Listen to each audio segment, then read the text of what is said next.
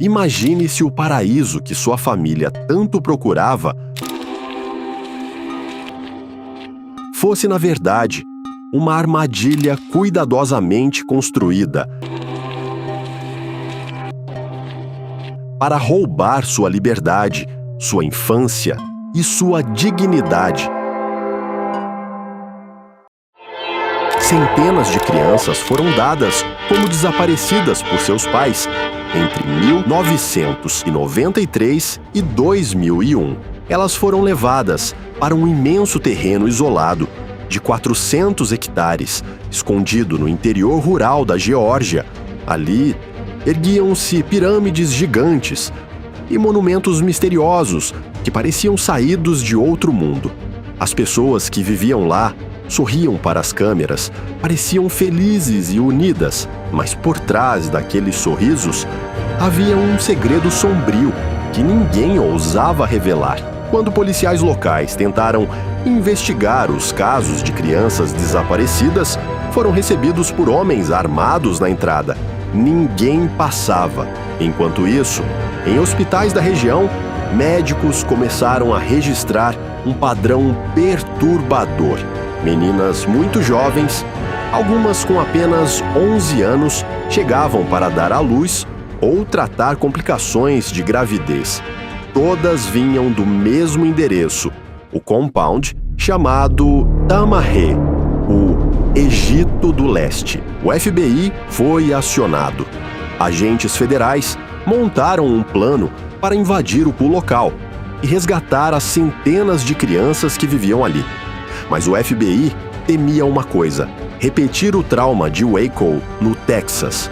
Naquele cerco de 51 dias contra o grupo Branch Davidian, um confronto mal calculado terminou em incêndio devastador, 76 mortes. Ninguém queria repetir aquilo. A virada veio de onde menos se esperava. Uma menina de apenas 7 anos conseguiu escapar do compound antes que fosse tarde demais. Ela carregava a história que ninguém mais ousava contar, provavelmente a mais bizarra da década. Vamos voltar ao começo. Nick tem 2 anos e mora com a mãe em um apartamento minúsculo no Queens. O bairro é dominado pelo medo. Gangues controlam as esquinas, drogas circulam abertamente, assaltos acontecem à luz do dia. Todo dia, a mãe de Nick enfrenta a brutalidade das ruas para voltar para casa. Ela olha para a filha pequena e pensa: este não pode ser o mundo em que ela vai crescer. Mas o dinheiro é pouco. As opções são quase nenhuma. Até que um dia, tudo muda. Um homem vestido de branco imaculado se aproxima dela na rua. Ele entrega um livro com calma e convicção. Naquela noite, sozinha no apartamento, a mãe abre o livro e lê página após página. Pela primeira vez em anos, sente um sopro de esperança. Suas orações parecem estar sendo ouvidas. No dia seguinte, ela vai ao endereço indicado. Ao se aproximar da Avenida Bushwick, o barulho da cidade parece diminuir. Um canto suave de oração flutua no ar. Quando entra, encontra crianças correndo, rindo, vestidas com roupas coloridas e bonitas. Adultos a recebem com abraços genuínos, ouvem sua história, oferecem apoio. É uma comunidade inteira que parece entender exatamente o que ela está passando. Pela primeira vez, ela sente que encontrou um lar de verdade. Ela começa a frequentar as reuniões com regularidade. As ruas violentas de Nova York perdem um pouco do terror quando ela sabe que tem pessoas cuidando dela. O homem por trás de tudo isso é Dwight Malachi York, carismático, eloquente, capaz de unir pessoas como poucos. Ele fundou a New Albion Nation ainda nos anos 60, em plena Nova York pós-segregação.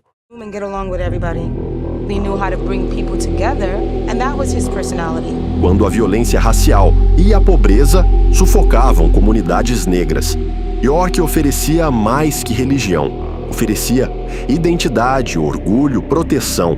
Dizia que os afro-americanos eram os homens originais, descendentes de civilizações antigas, reis, deuses, donos da verdadeira história da humanidade. For people of African descent, our history, our culture were literally severed by slavery. So who are we? Here comes Malachi York and says, oh, I have an answer to that. You are the original man, the Asiatic black man, the maker, the owner, the Cleveland founders, the father of civilization, and God of the universe. And York says, well, why can't we have our own communities that are consciously planned for people of African descent? And if you're not black, you don't belong in this room. All right now. It's a black thing. That's right. Por que não podemos ter nossa própria nação? Ele perguntava. Nossas próprias leis, nossa própria terra, nosso próprio futuro. Ele falava com fogo. Tinha ligações com os Black Panthers, produzia discos de funk, jazz, escrevia livros, pintava, ativava. Sua mensagem de autoconfiança e poder ressoava profundamente. Em 1986, a família de Nick toma a decisão mais importante da vida deles. Nick, com 11 anos, muda-se com os irmãos para a base principal em Bushwick. Ganham casa, comida, proteção, a promessa de um amanhã melhor. It was an exchange from the hard knock life of being on the streets to moving into a community that was completely secured and protected by our own people. As ruas perigosas ficam para trás. Em troca, novas regras, vestimentas específicas, dieta diferente, estudos do Alcorão, até aulas de árabe com professores nativos. My wardrobe changed, how we ate changed. We would study the Quran.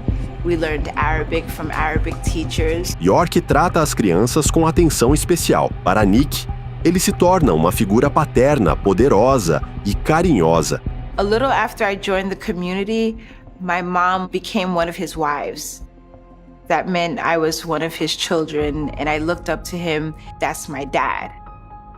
Pouco tempo depois, a mãe se torna uma das esposas dele. Nick passa a chamá-lo de pai. Com mais de 1.000 membros, o espaço em Nova York fica apertado. York anuncia o sonho maior, uma nação soberana de verdade. A physical state with our own passports and our own tax system. I'm talking about our own nation, where no one tells us what to do but us. Eles compram uma propriedade enorme em Putnam County, Geórgia, terras abertas, isoladas, perfeitas para construir algo grandioso. We're driving cross country. You see the rural areas that we weren't accustomed to seeing. We pulled onto the property and it was just open land. It was amazing. The property was out in Putnam County in a very rural area, a little over 400 acres. Isolation was very much a factor. They were coming to Georgia. They were going to form their own nation, not subject to the laws of the United States. Antes de erguer as primeiras estruturas, York reinventa completamente a doutrina. Mistura islamismo, cristianismo, judaísmo, mitologia egípcia, ufologia, teorias conspiratórias. Muda de nome e aparência várias vezes. Ora um homem comum, ora um extraterrestre de Risk, chamado Yonan, ora Chief Black Thunderbird Eagle, com penas e trajes indígenas, até que finalmente proclama: os Nualbianos são descendentes diretos dos antigos egípcios, que vieram de outro planeta. Os seguidores abraçam a nova narrativa com fervor. Eles começam a construir. Pirâmides enormes surgem do nada. Esfinges, templos, murais coloridos. Artistas são contratados. O lugar vira Tamarré, um Egito surreal no meio do interior americano. Vizinhos passam de carro e não acreditam no que vem. Pirâmides no pasto, obeliscos brilhando ao sol. Estranho, sim, mas limpo, silencioso, sem crimes aparentes. If you were coming into Putnam County on Georgia Highway 142, all of a sudden there are pyramids out there in the middle of a cow pasture. It was very unusual. Have you seen their property out there? Oh, I've seen it. What do you think? I think it's kind of strange. 2 anos depois de chegar, Nick já se sente parte da família. até que uma das esposas de York a chama para um quarto reservado. One of the wives, she had a conversation with me and said, York would be the person that would teach me about sex, and she would help me and talk to me because, you know, these are things that you want to know as a growing woman. Com voz calma, explica que York vai ensiná-la sobre ser mulher. Diz que vai ajudar, que é natural, que todas passam por isso. Nick fica paralisada. One of the things that he told us is the person who takes your virginity, that's the person that you're always going to be connected to and loyal to. O homem que ela chama de pai, o profeta, o salvador. Ele diz que não é nada demais, que ela está exagerando. Mas Nick sente o medo invadindo cada célula do corpo. Algo dentro dela grita que aquilo está errado. Ela prossegue mesmo assim. And he was just like, it's not a big deal. Like, why are you making this a big deal? It wasn't something that I wanted to do, and he just kind of held me down and just did it. I was miserable. I used to write him many letters saying that I hated my life, and you know, I wish I wasn't born, but there's nothing I could do about it. This is someone who, for all of my life, was our leader, our master teacher. So when you have that ingrained in you, you don't want to leave. A confiança se despedaça. Ela se sente suja, traída, miserável. Escreve cartas secretas dizendo que odeia a vida, que queria não ter nascido, mas não há saída. A comunidade vigia. As regras são rígidas. Desrespeitar o líder é impensável. Nem a mãe pode saber. Ou, se souber, escolhe não ver. Os anos passam. Nick percebe padrões. Outras meninas recebem o mesmo ensino. It completely starts out with gaining their trust. Your parent is telling you that this is God and this is our Savior. So they believed they were supposed to do whatever they needed to do to please him. Ver meninas de 11, 12 anos passando pelo mesmo que ela passou a faz entender que não está sozinha e que precisa fazer algo. The day I left, I was scared and numb and feel like this is it. If I'm gonna die, then at least I made that one thing that choice of my own, because I didn't have any choices. I had to do what I was told the whole time. O medo de abandonar tudo é imenso. Ela não conhece o mundo lá fora, mas o medo de ficar e ver mais crianças sendo destruídas é maior. Quando finalmente reúne coragem e conta o plano à mãe, a resposta é um soco no estômago. A mãe escolhe a comunidade. Pressão, intimidação, ameaças veladas começam, principalmente de York. Sem apoio familiar, Nick contata um ex-membro que mora em Atlanta e consegue abrigo. York fica furioso. A traição de uma de suas filhas machuca seu ego. Em vez de deixá-la ir, ele a expulsa publicamente para salvar a própria imagem. No dia em que sai, Nick sente que pode morrer a qualquer momento, mas pensa, pelo menos esta escolha foi minha. Sua missão passa a ser clara: expor a verdade, salvar as crianças que ainda estão lá. Enquanto isso, o FBI já investigava há anos. Pais ligavam desesperados: minha filha está lá e não consigo contato. Hospitais confirmavam meninas grávidas de 11, 12 anos. Informantes falavam de arsenais de armas. O risco de um confronto armado era real. Ninguém queria outro Waco. Eles precisavam de uma testemunha interna. We would get calls from a mother or a father. My daughter's down there in a cult. I can't get in touch with her. I don't know what's happened. Can you try to find out from me? But I would go there. There was always an armed guard at the gate. You know, they wouldn't let you on the property. At that time, I didn't know what was going on.